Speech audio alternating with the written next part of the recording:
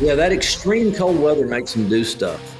And that was extreme cold. And a lot of the daylight activity for the deer in general, but also the mature bucks, was in the morning. And I think it was because it was so cold. But it was just meant to be. He come out that morning and it was just like that deer was meant to die.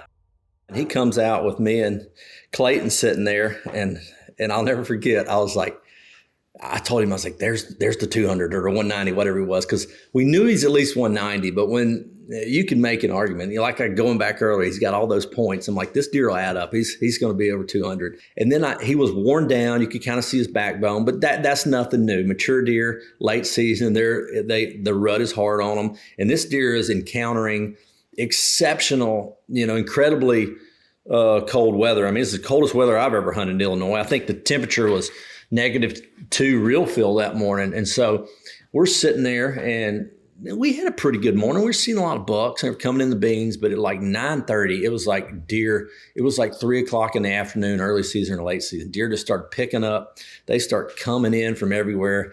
Yeah, as soon as they all started piling out, like at 9 or whatever it was, I was like, well, there goes the 9:30 plan. Yeah. We ain't getting back to the house. Lunch is going to be delayed or breakfast.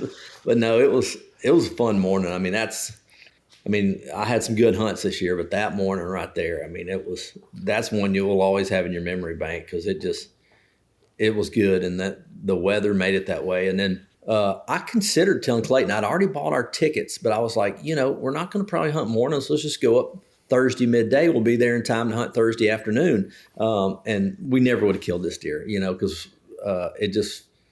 maybe we would have the next morning, who knows. But when I seen the weather, how cold it's going to be, I was like, I better stick to that. Well, ironically, while we were there, I was watching the cell cameras on my farm, and a lot of the daylight activity for the deer in general, but also the mature bucks, was in the morning. And I think it was because it was so cold. And then you fast forward to this past weekend, which was like December 21st, 2nd.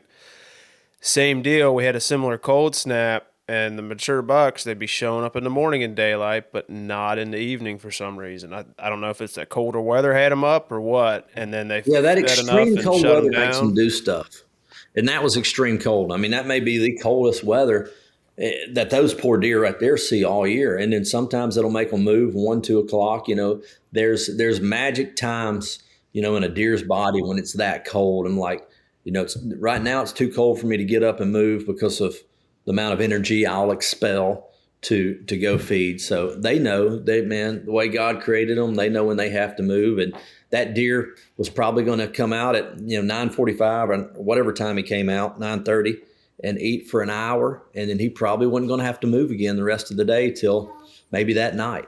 It was like he knew we were going to make this, this documentary YouTube video, and let me come up here and give you the best shot angle I've ever had. Walk up to the ridge of the field, stop broadside, sit there, show off my rack a bunch, and I'll never forget. I was like, man, is he impacted on his jaw was just swollen right here. I was like, well, that's pretty common. They get their jaw infected or whatever from fighting. But if a deer's impacted where he's holding all this food right here, it'll eventually kill him. I've seen that happen time and time again. And I was thinking, man, this deer, it's going to be a miracle if he makes it through the rut. So I think the good Lord put that there. After I shot him, we get over there to him. I said, man, what's wrong with his mouth? I picked it up and this big old overcup acorn falls out. And he just had it over there and he couldn't get it out. Couldn't get it out. Yeah. Clayton said he was watching him. I didn't pay attention to it. I was zoned in or whatever, but he was taking his back foot trying to move it. So he eventually would have got it off or out, but I had never seen that on a deer. And, but that was one of the reasons the good Lord just, I think, put that there so my dumb butt would shoot him. And then, I shoot him and then get over there to him. I'm like, oh my gosh, it was truly, I mean, he looked big in the field, but he looked so much bigger in person than any trail cam pic I had gotten of this deer. And I'd gotten a lot this year of him. The frame, the mass, he's like 6.5 inches on his left base, just points everywhere. And that was one thing when he came out, I was like, and I wasn't looking for excuses to not shoot him, but I didn't want to, this deer be 200 and he had so many points broken off, he'd be 180. I would just, the person that I am, I'd feel guilty of that. Didn't want to burn the opportunity yeah. He wasn't though. He had 5 points broken off, but he could have had those 5 points broken off from rubbing in October or September. Mm-hmm. it was hardly, for a deer that had 26 points. It was about as clean as you could ask for. So it was meant to be. It was just weird that it kind of happened. Me and Clayton had these 4 days planned out. We were going to talk about, podcasts. We were going to talk about all kind of things. We each had these little notes on our phone, and that deer just shot all that out the window. It's like, no, y'all gonna talk about me.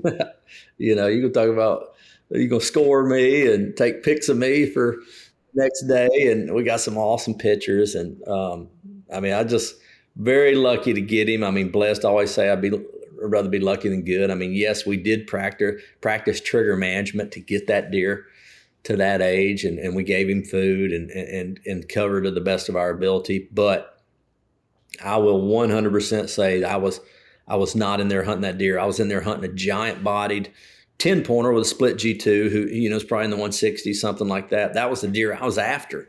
And because that deer was in a spot that afternoon where I thought my dad could go, and I'd love for him to have seen him. But then looking back, my dad's like, oh, no way I was going to shoot that deer. I was like, that was your deer. I was like, no, it wasn't my deer. It's just my farm. That doesn't make it my deer. We hunt together.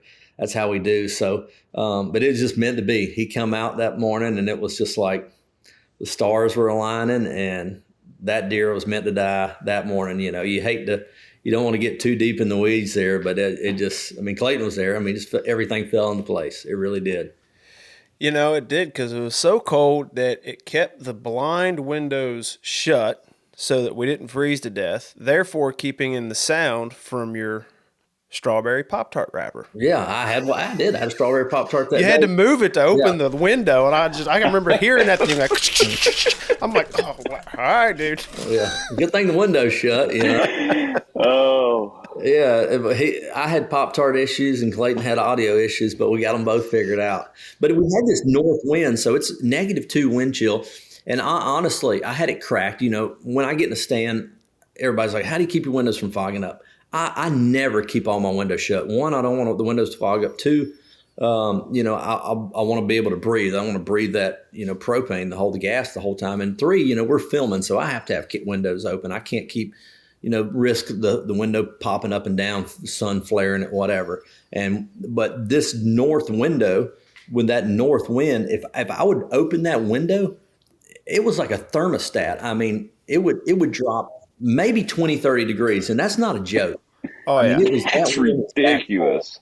And so I'm like, we're not shutting that. And then I was like, well, you can't film this deer unless I open it. And I had it just kind of little fabric on it cracked where I could see, but he couldn't have filmed. So I just slid it open, and none of the deer looked. And honestly, it was so cold. The only thing those poor guys were worried about was eating, just putting food in their belly. They were a slave to their stomach that morning. And I'm going to tell you. And what's funny is I had one of my buddies I played college ball with. He was hunting in Southern Illinois and a climber that day. Really? A brave dude, man. He didn't sit long. I think we talked about that. Me and Clayton was like, hey, can you imagine you're like 25 foot in the saddle this morning on facing north? Good Lord. And then I got some flack, we said we were going to hunt to 9:30, which, we're lucky we're even hunting late season, much less hunting to 9:30. I think that's a pretty good long time, we've been in the stand 4 hours for late season. Oh man, you're going to get down to 9:30. I'm like, well, we killed a deer at 9:45. We're not going to get down with the field full of deer. But had there been no deer in the field and that deer was going to come out at 9:45, we probably would have got down at 9:30, 100%.